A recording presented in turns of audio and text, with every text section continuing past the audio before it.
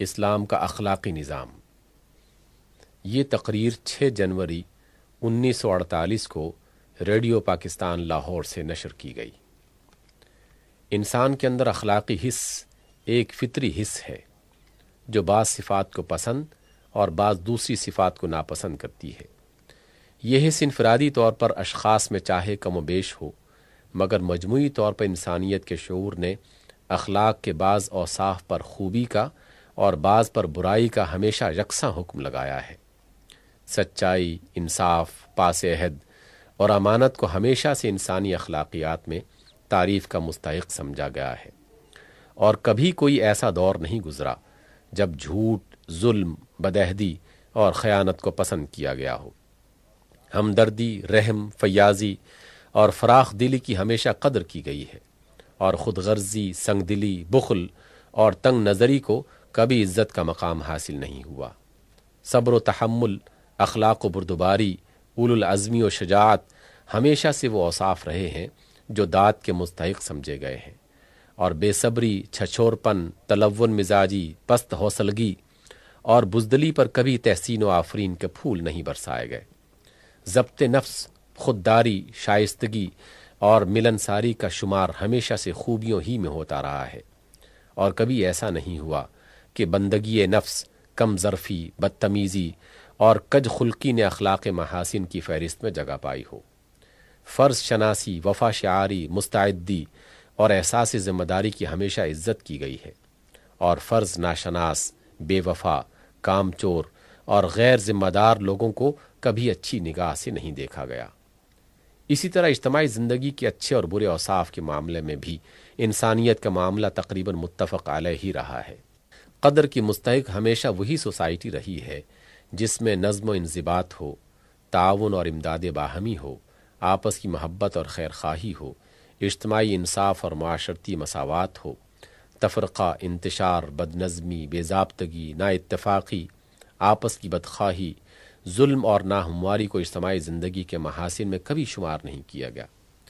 ایسا ہی معاملہ کردار کی نیکی و بدی کا بھی ہے۔ چوری، زنا، قتل، ڈاکہ، جال سازی اور رشوت خوری کبھی اچھے افعال نہیں سمجھے گئے۔ بد زبانی، مردم آزاری، غیبت، چغل خوری، حسد، بہتان تراشی اور فساد انگیزی کو کبھی نیکی نہیں سمجھا گیا۔ مکار، متکبر، ریاکار، منافق، ہر دھرم اور حریص لوگ کبھی بھلے آدمیوں میں شمار نہیں کیے گئے۔ اس کے برعکس والدین کی خدمت، رشتہ داروں کی مدد، ہمسایوں سے حسن سلوک، دوستوں سے رفاقت، یتیموں اور بے کسوں کی خبر گیری، مریضوں کی تیمارداری اور مصیبت زدہ لوگوں کی اعانت ہمیشہ نیکی سمجھی گئی ہے۔ پاک دامن، خوش گفتار، نرم مزاج اور خیر اندیش لوگ ہمیشہ عزت کی نگاہ سے دیکھے گئے ہیں۔ انسانیت اپنا اچھا عنصر انہی لوگوں کو سمجھتی رہی ہے جو راست باز اور کھرے ہوں، جن پر ہر معاملہ میں اعتبار کیا جا سکے، جن کا ظاہر و باطن یکساں اور قول و فعل مطابق ہو، جو اپنے حق پر قانع اور دوسروں کے حقوق ادا کرنے میں فراخ دل ہوں، جو امن سے رہیں اور دوسروں کو امن دیں، جن کی ذات سے ہر ایک کو خیر کی امید ہو اور کسی کو برائی کا اندیشہ نہ ہو۔ اس سے معلوم ہوا کہ انسانی اخلاقیات دراصل وہ عالمگیر حقیقتیں ہیں جن کو سب انسان جانتے چلے آ رہے ہیں۔ نیکی اور بدی کوئی چھپی ہوئی چیز نہیں ہے کہ انہیں کہیں سے ڈھونڈ کر نکالنے کی ضرورت ہو۔ وہ تو انسان کی جانی پہچانی چیزیں ہیں جن کا شعور آدمی کی فطرت میں ودیت کیا گیا ہے۔ یہی وجہ ہے کہ قرآن مجید اپنی زبان میں نیکی کو معروف اور بدی کو منکر کہتا ہے، یعنی نیکی وہ چیز ہے جسے سب انسان بھلا جانتے ہیں، اور منکر وہ ہے جسے کوئی خوبی اور بھلائی کی حیثیت سے نہیں جانتا۔ اسی حقیقت کو قرآن مجید دوسرے الفاظ میں یوں بیان کرتا ہے، فَأَلْهَمَهَا فُجُورَهَا وَتَقْوَاهَا، یعنی نفس انسان کو خدا نے برائی اور بھلائی کی واقفیت الہامی طور پر عطا کر رکھی ہے۔ اخلاقی نظاموں میں اختلاف کیوں؟ اب سوال یہ ہے کہ اگر اخلاق کی برائی اور بھلائی جانی اور پہچانی چیزیں ہیں، اور دنیا ہمیشہ سے بعض صفات کے نیک اور بعض کے بد ہونے پر متفق رہی ہے، تو پھر دنیا میں یہ مختلف اخلاقی نظام کیسے ہیں؟ ان کے درمیان فرق کس بنا پر ہے؟ کیا چیز ہے جس کے باعث ہم کہتے ہیں کہ اسلام اپنا ایک مستقل اخلاقی نظام رکھتا ہے، اور اخلاق کے معاملے میں آخر اسلام کا وہ خاص عطیہ کنٹریبیوشن کیا ہے جسے اس کی امتیازی خصوصیت کہا جا سکے۔ اس مسئلے کو سمجھنے کے لیے جب ہم دنیا کے مختلف اخلاقی نظاموں پر نگاہ ڈالتے ہیں تو پہلی نظر میں جو فرق ہمارے سامنے آتا ہے وہ یہ ہے کہ مختلف اخلاقی صفات کو زندگی کے مجموعی نظام میں سمونے اور ان کی حد، ان کا مقام، ان کا مصرف تجویز کرنے اور ان کے درمیان تناسب قائم کرنے میں یہ سب ایک دوسرے سے مختلف ہیں۔ پھر زیادہ گہری نگاہ سے دیکھنے پر اس فرق کی وجہ یہ معلوم ہوتی ہے کہ دراصل وہ اخلاقی حسن و قبح کا معیار تجویز کرنے اور خیر و شر کے علم کا ذریعہ متعین کرنے میں مختلف ہیں، اور ان کے درمیان اس امر میں بھی اختلاف ہے کہ قانون کے پیچھے قوت نافذہ سینکشن کون سی ہے جس کے زور سے وہ جاری ہو، اور وہ کیا محرکات ہیں جو انسان کو اس قانون کی پابندی پر آمادہ کریں۔ لیکن جب ہم اس اختلاف کی کھوج لگاتے ہیں تو آخرکار یہ حقیقت ہم پر کھلتی ہے کہ وہ اصلی چیز جس نے ان سب اخلاقی نظاموں کے راستے الگ کر دیے ہیں یہ ہے کہ ان کے درمیان کائنات کے تصور، کائنات کے اندر انسان کی حیثیت اور انسانی زندگی کے مقصد میں اختلاف ہے، اور اسی اختلاف نے جڑ سے لے کر شاخوں تک ان کی روح، ان کے مزاج اور ان کی شکل کو ایک دوسرے سے مختلف کر دیا ہے۔ انسان کی زندگی میں اصل فیصلہ کن سوالات پر ہے؟ اس کائنات کا کوئی خدا ہے یا نہیں؟ ہے تو وہ ایک ہے یا بہت سے ہیں جن کی خدائی مانی جائے؟ ان کی صفات کیا ہیں؟ ہمارے ساتھ اس کا کیا تعلق ہے؟ اس نے ہماری رہنمائی کا کوئی انتظام کیا ہے یا نہیں؟ ہم اس کے سامنے جواب دہ ہیں یا نہیں؟ جواب دہ ہیں تو کس چیز کی جواب دہی ہمیں کرنی ہے؟ اور ہماری زندگی کا مقصد اور انجام کیا ہے جسے پیش نظر رکھ کر ہم کام کریں؟ ان سوالات کا جواب جس نوعیت کا ہوگا اسی کے مطابق نظام زندگی بنے گی، اور اسی کے مناسب حال نظام اخلاق ہوگا۔ اس مختصر گفتگو میں میرے لیے یہ مشکل ہے کہ دنیا کے نظام ہائے حیات کا جائزہ لے کر یہ بتا سکوں کہ ان میں سے کس کس نے ان سوالات کا کیا جواب اختیار کیا ہے، اور اس جواب نے ان کی شکل اور راستے کے تعین میں کیا اثر ڈالا ہے۔ میں صرف اسلام کے متعلق عرض کروں گا کہ وہ ان سوالات کا کیا جواب اختیار کرتا ہے اور اس کی بنا پر کس مخصوص قسم کا نظام اخلاق وجود میں آتا ہے۔ اسلام کا نظریہ زندگی اخلاق۔ اسلام کا جواب یہ ہے کہ اس کائنات کا خدا ہے، وہ ایک ہی خدا ہے، اسی نے اسے پیدا کیا ہے، وہی اس کا لا شریک مالک ہے، حاکم اور پروردگار ہے، اور اسی کی اطاعت پر یہ سارا نظام چل رہا ہے۔ وہ حکیم ہے، قادر مطلق ہے، کھلے اور چھپے کا جاننے والا ہے، سبوح قدوس ہے، یعنی عیب، خطا، کمزوری اور نقص سے پاک ہے، اور اس کی خدائی ایسے طریقے پر قائم ہے جس میں لاگ لپیٹ اور ٹیڑھ نہیں ہے۔ انسان اس کا پیدائشی بندہ ہے، اس کا کام یہی ہے کہ اپنے خالق کی بندگی و اطاعت کرے۔ اس کی زندگی کے لیے کوئی صورت بجز اس کے صحیح نہیں کہ وہ سراسر خدا کی بندگی ہو۔ اس کی بندگی کا طریقہ تجویز کرنا انسان کا اپنا کام نہیں، بلکہ یہ اس خدا کا کام ہے جس کا وہ بندہ ہے۔ خدا نے اس کی رہنمائی کے لیے پیغمبر بھیجے ہیں اور کتابیں نازل کی ہیں۔ انسان کا فرض ہے کہ اپنی زندگی کا نظام اس سرچشمہ ہدایت سے اخذ کرے۔ انسان اپنی زندگی کے پورے کارنامے کے لیے خدا کے سامنے جواب دہ ہے، اور یہ جواب دہی اسے دنیا میں نہیں بلکہ آخرت میں کرنی ہے۔ دنیا کی موجودہ زندگی دراصل امتحان کی مہلت ہے، اور جہاں انسان کی تمام سعی و کوشش اس مقصد پر مرکوز ہونی چاہیے کہ وہ آخرت کی جواب دہی میں اپنے خدا کے حضور کامیاب ہو۔ اس امتحان میں انسان اپنے پورے وجود کے ساتھ شریک ہے، اس کی تمام قوتوں اور قابلیتوں کا امتحان ہے، زندگی کے ہر پہلو کا امتحان ہے۔ پوری کائنات میں جس جس چیز سے جیسا کچھ بھی اس کو سابقہ پیش آتا ہے اس کی بے لاگ جانچ ہونی چاہیے کہ انسان نے اس کے ساتھ کیا معاملہ کیا، اور یہ جانچ وہ ہستی کرنے والی ہے جس نے زمین کے ذروں پر، ہوا پر اور پانی پر، کائناتی لہروں پر، اور خود انسان کے اپنے دل و دماغ اور دست و پا پر، اور اس کی حرکات و سکنات ہی کا نہیں، اس کے خیالات اور ارادوں تک کا ٹھیک ٹھیک ریکارڈ رکھا ہوا ہے۔ اخلاقی جد و جہد کا مقصود یہ ہے وہ جواب جو اسلام نے زندگی کے بنیادی سوالات کا دیا ہے۔ یہ تصور کائنات و انسان اس اصلی اور انتہائی بھلائی کو متعین کر دیتا ہے جس کو پہنچنا انسانی سعی و عمل کا مقصود ہونا چاہیے، اور وہ ہے خدا کی رضا۔ یہی وہ معیار ہے جس پر اسلام کے اخلاقی نظام میں کسی طرز عمل کو پرکھ کر فیصلہ کیا جاتا ہے کہ وہ خیر ہے یا شر۔ اس کے تعین سے اخلاق کو وہ محور مل جاتا ہے جس کے گرد پوری اخلاقی زندگی گھومتی ہے، اور اس کی حالت بے لنگر کے جہاز کی سی نہیں رہتی کہ ہوا کے جھونکے اور موجوں کے تھپیڑے اسے ہر طرف دوڑاتے پھریں۔ یہ تعین ایک مرکزی مقصد سامنے رکھ دیتا ہے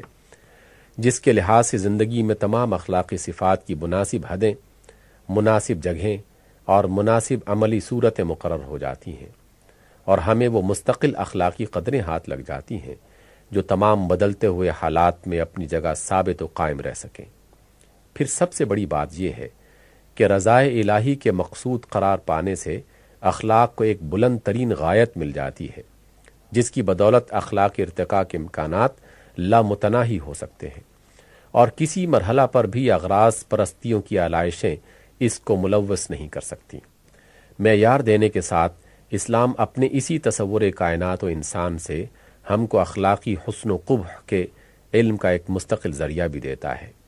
اس نے ہمارے علم و اخلاق کو محض عقل یا خواہشات یا تجربے یا علوم انسانی پر منحصر نہیں کر دیا کہ ہمیشہ ان کے بدلتے ہوئے فیصلوں سے ہماری اخلاقی احکام بھی بدلتے رہیں اور انہیں کوئی پائیداری نصیب ہی نہ سکے، بلکہ وہ ہمیں ایک متعین ماخذ دیتا ہے، یعنی خدا کی کتاب اور اس کے رسول کی سنت، جس سے ہم کو ہر حال اور ہر زمانے میں اخلاقی ہدایات ملتی ہیں، اور یہ ہدایات ایسی ہیں کہ خانگی زندگی کے چھوٹے چھوٹے سے معاملات سے لے کر بین الاقوامی سیاست کے بڑے بڑے مسائل تک زندگی کے ہر پہلو اور ہر شعبے میں وہ ہماری رہنمائی کرتی ہیں۔ ان کے اندر معاملات زندگی پر اخلاق کے اصولوں کا وہ وسیع ترین انطباق، وائڈسٹ اپلیکیشن پایا جاتا ہے جو کسی مرحلہ پر کسی دوسرے ذریعہ علم کے احتیاج ہمیں محسوس نہیں ہونے دیتا۔ اخلاق کی پشت پر قوت نافذہ۔ پھر اسلام کے اسی تصور کائنات و انسان میں وہ قوت نافذہ بھی ہے جس کا قانون اخلاق کی پشت پر ہونا ضروری ہے، اور وہ ہے خدا کا خوف، آخرت کی باز پرس کا اندیشہ اور ابدی مستقبل کی خرابی کا خطرہ۔ اگرچہ اسلام ایک ایسی طاقتور رائے عام بھی تیار کرنا چاہتا ہے جو اجتماعی زندگی میں اشخاص اور گروہوں کو اصول اخلاق کی پابندی پر مجبور کرنے والی ہو، اور ایک ایسا سیاسی نظام بھی بنانا چاہتا ہے جس کا اقتدار اخلاقی قانون کو بزور نافذ کرے، لیکن اس کا اصل اعتماد اسی خارجی دباؤ پر نہیں بلکہ اس اندرونی دباؤ پر ہے جو خدا اور آخرت کے عقیدے میں مضمر ہے۔ اخلاقی احکام دینے سے پہلے اسلام آدمی کے دل میں یہ بات بٹھاتا ہے کہ تیرا معاملہ دراصل اس خدا کے ساتھ ہے جو ہر وقت ہر جگہ تجھے دیکھ رہا ہے۔ تو دنیا بھر سے چھپ سکتا ہے مگر اس سے نہیں چھپ سکتا، دنیا بھر کو دھوکہ دے سکتا ہے مگر اسے نہیں دے سکتا، دنیا بھر سے بھاگ سکتا ہے مگر اس کی گرفت سے بچ کر کہیں نہیں جا سکتا۔ دنیا محض تیرے ظاہر کو دیکھتی ہے مگر وہ تیری نیتوں اور ارادوں تک کو دیکھ لیتا ہے۔ دنیا کی تھوڑی سی زندگی میں چاہے جو کچھ تو کرے، بہرحال ایک دن تجھے مرنا ہے اور اس عدالت میں حاضر ہونا ہے جہاں وکالت، رشوت، سفارش، جھوٹی شہادت، دھوکہ اور فریب کچھ نہ چل سکے گا، اور تیرے مستقبل کا بے لاگ فیصلہ ہو جائے گا۔ یہ عقیدہ بٹھا کر اسلام گویا ہر آدمی کے دل میں پولیس کی ایک چوکی بٹھا دیتا ہے جو اندر سے اس کو حکم کی تعمیل پر مجبور کرتی ہے، خواہ باہر ان احکام کی پابندی کرانے والی کوئی پولیس، عدالت اور جیل موجود ہو یا نہ ہو۔ اسلام کے قانون اخلاق کی پشت پر اصلی زور یہی ہے جو اسے نافذ کراتا ہے۔ رائے عام اور حکومت کی طاقت اس کی تائید میں موجود ہو تو نور علی نور، ورنہ تنہا یہی ایمان مسلمان افراد اور مسلمان قوم کو سیدھا چلا سکتا ہے، بشرطے کہ واقعی ایمان دلوں میں جاگزیں ہو۔ اسلام کا یہ تصور کائنات و انسان وہ محرکات بھی فراہم کرتا ہے جو انسان کو قانون اخلاق کے مطابق عمل کرنے کے لیے ابھارتے ہیں۔ انسان کا اس بات پر راضی ہو جانا کہ وہ خدا کو اپنا خدا مانے اور اس کی بندگی کو اپنی زندگی کا طریقہ بنائے اور اس کی رضا کو اپنی مقصد زندگی ٹھہرائے، یہ اس بات کے لیے کافی محرک ہے جو شخص احکام الہی کی اطاعت کرے گا اس کے لیے ابدی زندگی میں ایک شاندار مستقبل یقینی ہے، خواہ دنیا کی اس عارضی زندگی میں اسے کتنی ہی مشکلات، نقصانات اور تکلیفوں سے دوچار ہونا پڑے۔ اور اس کے برعکس جو یہاں سے خدا کی نافرمانیاں کرتا ہوا جائے گا اسے ابدی سزا بھگتنی پڑے گی، چاہے دنیا کی چند روزہ زندگی میں وہ کتنے ہی اور کیسے ہی مزے لوٹ لے۔ یہ امید اور یہ خوف اگر کسی کے دل میں جاگزیں ہو تو اس کے دل میں اتنی زبردست قوت محرکہ موجود ہوتی ہے کہ وہ ایسے موقع پر بھی اسے نیکی بھر ابھار سکتی ہے جہاں نیکی کا نتیجہ دنیا میں سخت نقصان دہ نکلتا نظر آتا ہے، اور ان مواقع پر بھی بدی سے دور رکھ سکتی ہے جہاں بدی نہایت پر لطف اور نفع بخش ہو۔ اس تفصیل سے یہ بات واضح ہو جاتی ہے کہ اسلام اپنا تصور کائنات، اپنا معیار خیر و شر، اپنا ماخذ علم و اخلاق، اپنی قوت نافذہ اور اپنی قوت محرکہ الگ رکھتا ہے، اور انہی چیزوں کے ذریعے سے معروف اخلاقیات کے مواد کو اپنی قدروں کے مطابق ترتیب دے کر زندگی کے تمام شعبوں میں جاری کرتا ہے۔ اسی بنا پر یہ کہنا صحیح ہے کہ اسلام ایک مکمل اور مستقل بذات اخلاقی نظام رکھتا ہے۔ اس نظام کی امتیازی خصوصیات یوں تو بہت سی ہیں، مگر ان میں 3 سب سے نمایاں ہیں جنہیں اس کا خاص عطیہ کہا جا سکتا ہے۔ پہلی خصوصیت یہ ہے کہ وہ رضائے الہی کو مقصود بنا کر اخلاق کے لیے ایک ایسا بلند معیار فراہم کرتا ہے جس کی وجہ سے اخلاقی ارتقاء کے امکانات کی کوئی انتہا نہیں رہتی۔ ایک ماخذ علم مقرر کر کے اخلاق کو وہ پائیداری اور استقلال بخشتا ہے جس میں ترقی کی گنجائش تو ہے مگر تلون اور نیرنگی کی گنجائش نہیں۔